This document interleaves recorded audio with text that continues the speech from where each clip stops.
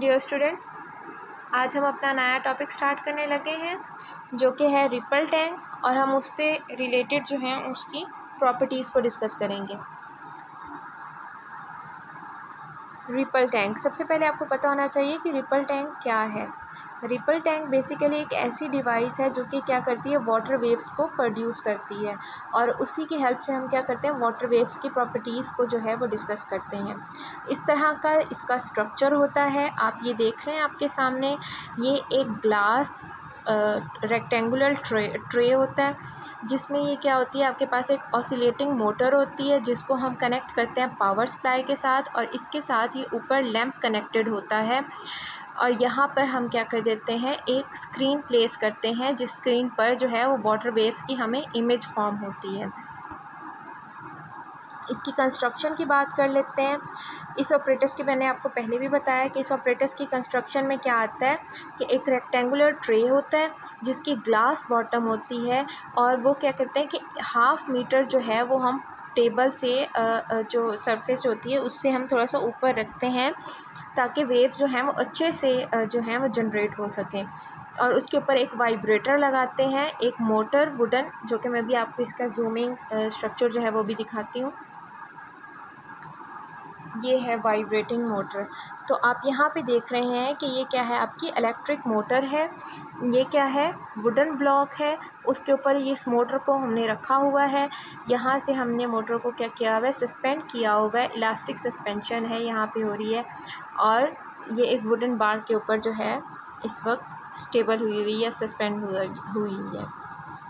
Okay, अब हम ripple tank के बारे में पढ़ते हैं कि रिपल टैंक पे जब हम इस तरह से पावर सप्लाई ऑन करते हैं और यहाँ से बल्ब ब्लो करता है तो मोटर क्या करती है, वाइब्रेट होना स्टार्ट हो जाती है। जैसे ही वाइब्रेट होती है तो यहाँ पर वाटर में क्या होती हैं कि इस तरह से वेव्स जनरेट होना शुरू हो जाती हैं। वो वेव्स जनरेट होना शुरू हो जाती हैं, और जिसकी वजह से नीचे एक डार्क रूम में आप देखें कि सिर्फ लैंप यहाँ पे चल रहा है, और वो क्या कर रहा है, इन वेव्स के ऊपर गिर रहा है, और उस वेव्स की हेल्प से ये जितनी भी ग्लास बॉटम है, यहाँ पे जो स्क्रीन प्लेस्ड है वहाँ पर क्या आ रही है, इसकी इमेज फॉर्म हो रही है। The crust and the troughs of the waves appear as bright and dark lines respectively। आप देख लें कि यहाँ पर जो क्रस्ट और ट्रफ है ना वेव की, वो ब्राइट एंड डार्क लाइंस की हेल्प से शो हो रही है। ठीक है जी, आप ये देखें कि कुछ इस तरह का जो है वो स्ट्रक्चर, कुछ इस तरह की डायग्राम आपकी बुक पर बनी हुई है, जहाँ पे एक स्ट्रेट वेव फॉन्ट बन रहा है, यानी कि वेव्स की जो है वो एक पैटर्न बन रहा है। डार्क और लाइट एरिया, डार्क और वाइट एरियाज़ जो है ना, उस तरह से वो क्या शो कर रही है, हमें क्रस्ट और ट्रफ जो है वो शो कर रही है। अच्छा जी, रिफ्लेक्शन की 3 टर्म्स होती हैं, हम इसकी पहले डिस्कस करने वाले हैं। रिपल टैंक की 3 टर्म्स होती हैं, हम इसकी पहली टर्म डिस्कस करने वाले हैं। पहली टर्म आपकी आती है रिफ्लेक्शन। रिफ्लेक्शन को पढ़ने से पहले आपको पता होना चाहिए कि what is reflection of light, यानी कि लाइट की रिफ्लेक्शन क्या है। तो लाइट रिफ्लेक्शन एक ऐसी रिफ्लेक्शन होती है कि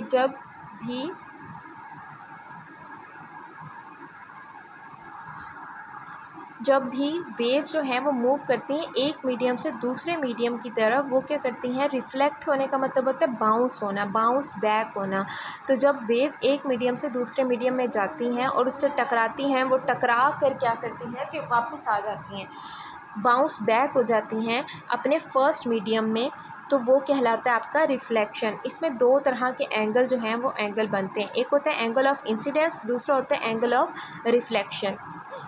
हम इस डायग्राम के थ्रू देख लेते हैं कि आप देखें कि यहाँ से एक वेव जा रही है, वो जाकर इधर टकराई है, टकराने के बाद क्या किया है उसने, बिल्कुल ऑपोजिट डायरेक्शन में रिफ्लेक्ट, और ऑपोजिट नहीं सॉरी, बिल्कुल एक एंगल पे जाकर वो क्या कर गई है, रिफ्लेक्ट कर गई है।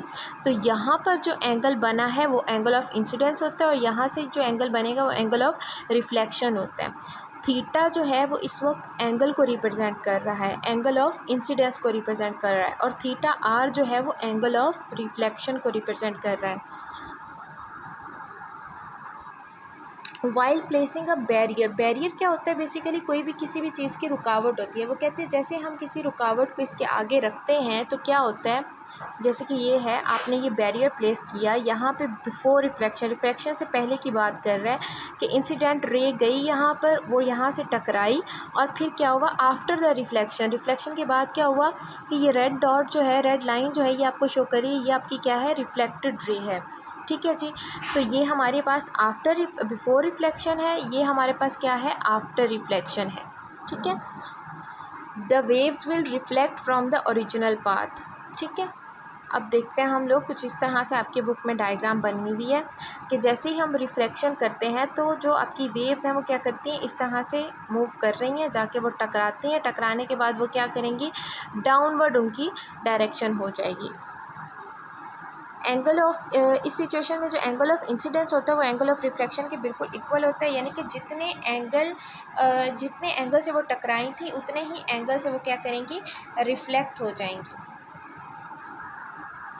अच्छा, अब हमें पता होना चाहिए वेव फ्रंट्स क्या होते हैं, डीप वाटर क्या होता है और शैलो वाटर क्या होते हैं। वेव फ्रंट्स क्या होते हैं, वेव फ्रंट्स को डिस्कस करते हैं। वेव फ्रंट्स बेसिकली क्या होता है कि ये एक लाइंस होती हैं जो आपकी वाटर वेव्स को शो करवाती हैं, जो आपके पैटर्न को रिप्रेजेंट करते हैं, यानी कि 2 डायमेंशंस में जो आपका वेव ड्रॉ की जाती है वो कहलाती है आपकी वेव फ्रंट कहलाती है। ठीक है। जैसे कि अब यहाँ पे देखें कि ये एक वेव जा रही है और ये जो उस वेव की डायरेक्शन को हम लोग फाइंड आउट कर रहे हैं तो वो क्या कहला रहा है आपका इस वक्त, सॉरी डायमेंशंस को फाइंड आउट कर रहे हैं, वो आपका क्या कहला रहा है इस वक्त, वेव फ्रंट्स कहला रहा है। ठीक है जी। अब हम देखते हैं डीप एंड शैलो वाटर का कंसेप्ट क्या होता है। Deep and shallow water basically क्या होता है, डीप जो बहुत गहरा और शैलो थोड़ा सा कम गहरा जो होता है। अच्छा, स्पीड ऑफ वाटर वेव्स जो होती है ना वो डिपेंड करती है डेप्थ ऑफ द वाटर पे। जितना ज़्यादा डीप वाटर होगा उतनी वेव की स्पीड जो है वो क्या हो जाएगी, कम होगी। जैसे जो है वेव जो है जो आपके वाटर का लेवल जो है वो राइज अप होगा, शैलो वाटर में फॉर्म हो जाएगा, तो आपकी वेव्स की स्पीड जो है वो क्या हो जाएगी, वो भी ज़्यादा हो जाएगी। आप यहाँ पर देखें कि शैलो वाटर में जो है वो वेव्स जो हैं वो ज़्यादा हैं और डीप वाटर में जो है उनकी वेव लेंथ जो है वेव स्पीड ज़्यादा है और डीप वाटर में वेव स्पीड जो है वो कम है। जबकि क्योंकि इसमें वेव लेंथ ज़्यादा होती है और जितनी ज़्यादा वेव लेंथ होगी उतनी स्पीड क्या हो जाएगी, कम हो जाएगी। Ripple tank in terms of refraction. अब हम इससे पहले हमें पता होना चाहिए कि रिफ्रैक्शन ऑफ बेसिकली लाइट क्या है। रिफ्रैक्शन ऑफ लाइट क्या होती है कि एक इंसिडेंट रे है, एक ग्लास मीडियम आपने रखा हुआ है, एक इंसिडेंट रे यहाँ पे आई और इससे टकराकर पास तो कर गई लेकिन अपने एंगल से डेविएट हो गई। ठीक है। ये इंसिडेंट रे है, ये इमर्जेंट रे है। अपने एंगल से डेविएट होने के बाद वो नेक्स्ट मीडियम में चली गई। ठीक है। तो when a wave from one medium enters into the second medium it at some angle its direction of travel changes. वो कहते हैं जब वेव जो है वो एक मीडियम से दूसरे मीडियम पे जाती है तो इसकी जो डायरेक्शन होती है वो क्या कर जाती है, चेंज हो जाती है। ठीक है जी। Repeat above experiment. अब इसका रिज़ल्ट देखते हैं। रिज़ल्ट क्या होता है, change in wavelength, change in propagation, direction of the propagation will be normal to the wavefront. वो कहते हैं जो हमने ऊपर रिपल टैंक का एक्सपेरिमेंट किया था उसी की बात करें कि हम अगर उसे रिपीट करते हैं तो। ठीक है जी। ये देखें, ये डीप वाटर है, डीप वाटर से किस में ट्रांसफ़र हो रही हैं, वो शैलो वाटर में ट्रांसफ़र हो रही हैं। हम नेक्स्ट मूव करते हैं। यहाँ पे भी आपको डीप और शैलो का कॉन्सेप्ट दिखाया जा रहा है। अच्छा, ripple tank in terms of diffraction. Diffract कर जाने का मतलब ये होता है, इससे पहले आपको पता होना चाहिए कि डाइफ्रैक्शन ऑफ लाइट क्या होती है। ठीक है। डाइफ्रैक्शन बेसिकली क्या है, द बेंडिंग, किसी चीज़ का बेंड कर जाना, बेंडिंग और spreading of a wave around a sharp edges और कॉर्नर्स ऑफ ऑब्स्टेकल और स्लिट्स इज़ कॉल्ड डाइफ्रैक्शन। किसी चीज़ का बेंड कर जाना, यानी कि कोई चीज़ वाटर वेव, पानी बहुत स्मूथली जा रहा है, उसके आगे आप आके कोई ना कोई बैरियर दोनों साइडों पे रख देते हैं और उसको बहुत ही छोटा सा रास्ता प्रोवाइड कर देते हैं मूवमेंट का, तो वहाँ पर पानी क्या करेगा, अपना बेंड हो जाएगा। ठीक है। तो वो जो बेंडिंग होगी वो बेसिकली क्या होगी, शार्प एजेस के अलॉन्ग जो बेंडिंग होगी उस बेंडिंग को हम कहते हैं, वो कहलाता है आपका डाइफ्रैक्शन कहलाता है। अच्छा, ये सेम वही बात आ गई कि अगर आप वो रिपल टैंक में जो है वेव्स जनरेट करते हैं, तो जब आप उसको पास करते हैं तो यहाँ पर 2 स्लिट्स को प्लेस कर देते हैं, 2 स्लिट रख देते हैं। तो जब इसमें से वाटर वेव्स पास होंगी, इसमें तो वो पास होंगी, लेकिन यहाँ पे क्या कर जाएंगी, वो बेंड कर जाएंगी, ठीक है। तो जो कॉर्नर्स स्लिट के कॉर्नर्स पर होगी वो बेंडिंग ज़्यादा कम होगी, और जैसे जैसे वेव जो है उससे दूर जाती जाएगी, वैसे वैसे उसकी बेंडिंग भी क्या होती जाएगी, ज़्यादा होती जाएगी, वेवलेंथ उसकी ज़्यादा होती जाएगी, ठीक है। यहाँ पर आप देख सकते हैं कि अगर स्लिट का अच्छा, अब हम वेव्स की जो वो डायफ्रैक्शन है उसको हम चेंज भी कर सकते हैं। अगर तो स्लिट का गैप जो है वो बहुत कम है तो डायफ्रैक्शन जो है वो भी कम होगी, और अगर स्लिट का गैप लार्ज है तो डायफ्रैक्शन भी लार्ज एंगल पे होगी। ये हमारा आज का लेक्चर था। इंशाल्लाह वी विल मीट अगेन।